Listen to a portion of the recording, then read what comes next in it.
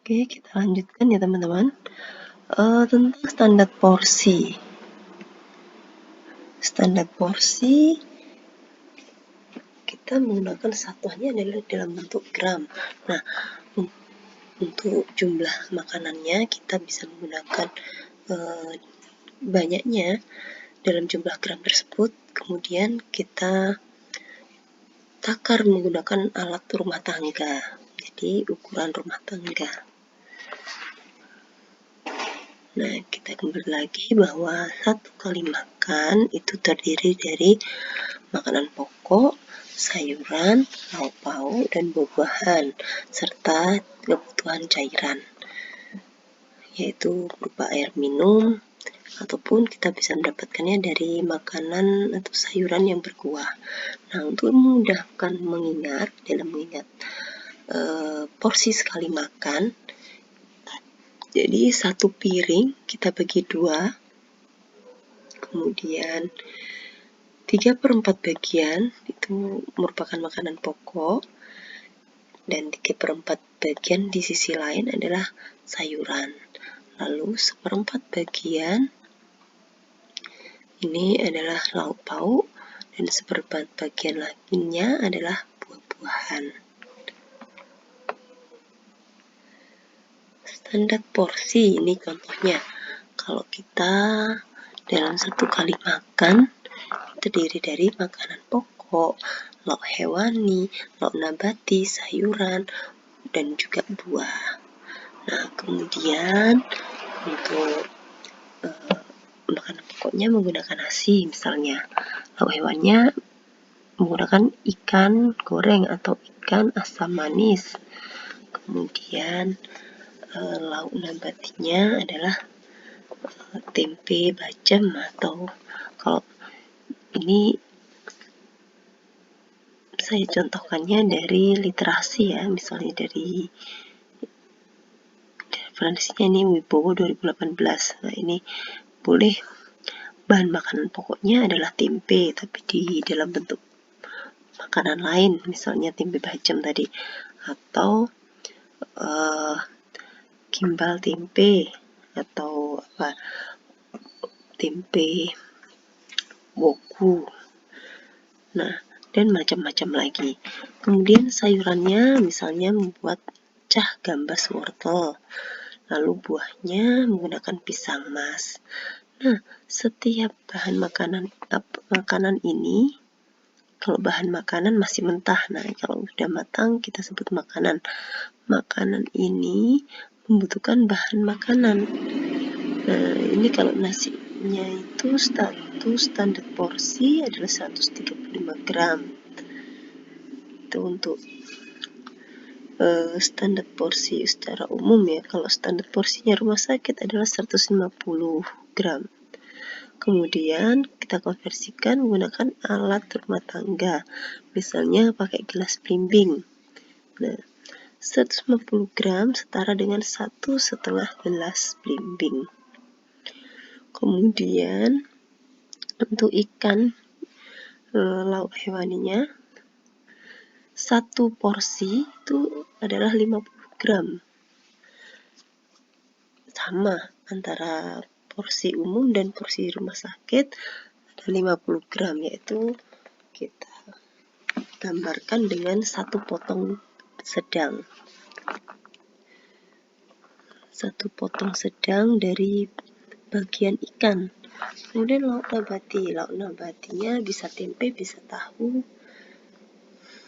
ataupun misalnya bakwan jagung. Nah, itu juga termasuk lauk nabati. Kemudian satu porsinya adalah 30 gram untuk tempe, atau 25 gram. Nah, ukuran rumah tangganya adalah satu potong sedang. Kemudian sayuran, nah ini biasanya menggunakan 1 cup ya, atau 1 mangkok kecil, atau 1 mangkok sedang. Kalau di sini sebanyak 90 gram. Lalu untuk porsi dari rumah sakit adalah 100 gram. Jadi kurang lebih adalah 100 gram untuk 1 mangkok sayur. Kemudian buah. atau pisang emas ini sebanyak 50 gram. 50 gram itu sama dengan 1 buah pisang sedang. Nah, untuk penentuan standar porsi kita bisa menggunakan takaran antara lain gelas, macam-macam gelas. Ya, ini gelas susu, kemudian gelas belimbing, gelas bertangkai, atau dengan menggunakan mangkok kecil, mangkok sedang, dan ini satu mangkok besar. Kemudian selain gelas, kita bisa menggunakan sendok. Sendok pun juga ada bermacam-macam, ada sendok makan, sendok lauk, sendok kecil untuk es, ini sendok bebek, sendok lauk biasanya, ataupun menggunakan satu centong atau sendok nasi. Nah, ini antara centong yang datar dengan cekung yang kecil, cekungan sedikit sekali dengan cekung yang dalam, ini akan memiliki ukuran yang berbeda.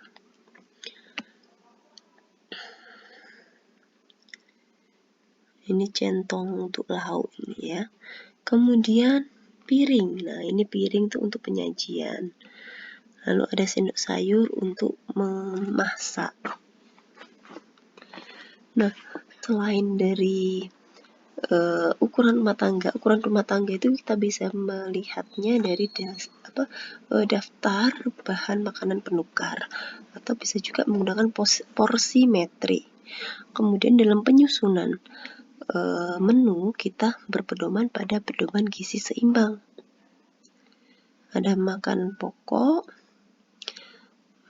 sayuran, buah-buahan, lauk hewani, dan takaran dari semua makanan itu dibatasi penggunaan gula, garam, dan juga minyak. Dan juga ditambahkan kebutuhan cairan. Nah, ini adalah sampul depan dari porsimetri, dan ini kita bisa juga menggunakan TKPI atau tabel komposisi bahan pangan Indonesia. Nah, ini ada di pedoman gizi seimbang, nanti bisa dicek ya. Permenkes tahun 2014. Ini bahan makanan pokok ada bermacam-macam, bisa diganti atau divariasikan dalam menu itu. Kemudian lauk hewani, lauk nabati. Nah, lauk nabati kita bisa mengambilnya dari biji-bijian. Nah, produknya bisa tahu, tempe, kemudian oncom.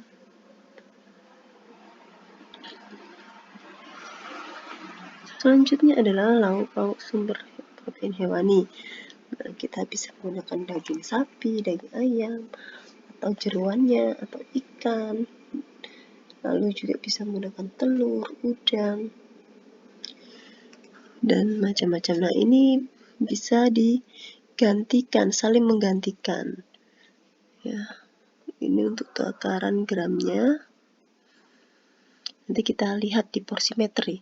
Sebanyak berapa untuk ukuran sedang, potongan kecil, kemudian sendok makan, 1 sendok makan.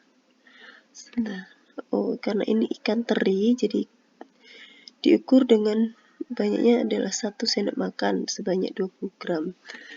Kemudian telur ayam 1 butir, udang itu setara dengan 5 ekor sedang, itu sebanyak 35 gram. Nah, kemudian sumber protein hewani lainnya adalah produk olahannya, yaitu produk dan juga olahannya, seperti susu sapi, susu kerbau, susu kambing. Nah, ini kalau ini pengecualian ya, tepung sari kedelai, tepung susu kedelai, susu wol itu termasuk nabati. Kemudian tepung susu krim, nah ini bisa diperoleh dari produk susu sapi.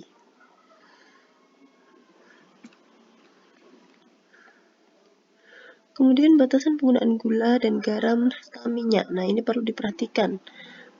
Setiap kali penyajian kita harus memperhatikan atau pada saat memasak jangan terlalu banyak gula atau jangan terlalu banyak garam. Untuk batasannya adalah 50 gram penggunaan gula itu dalam sehari. Nah, sebaiknya ya di bawah 50 gram itu. Kemudian natrium sebanyak 2000 mg atau setara dengan 1 sendok teh. Jadi satu hari dibatasi sebanyak garamnya 1 sendok teh. Lalu dibatasi juga penggunaan minyak.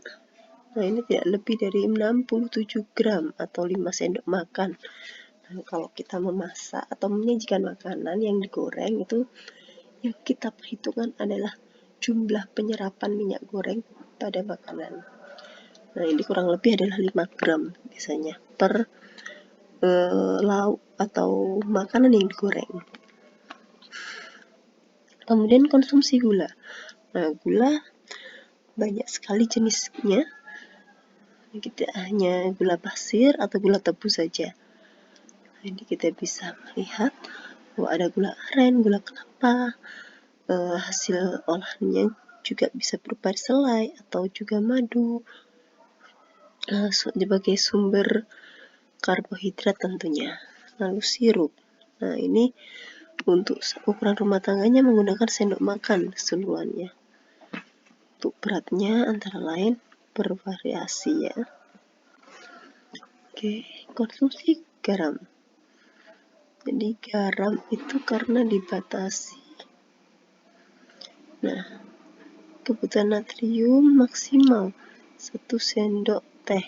Jadi kalau untuk memasak harapannya tidak melebihi dari 2000 mg. 200 mg ya, 2000 mg ya, maaf. Kemudian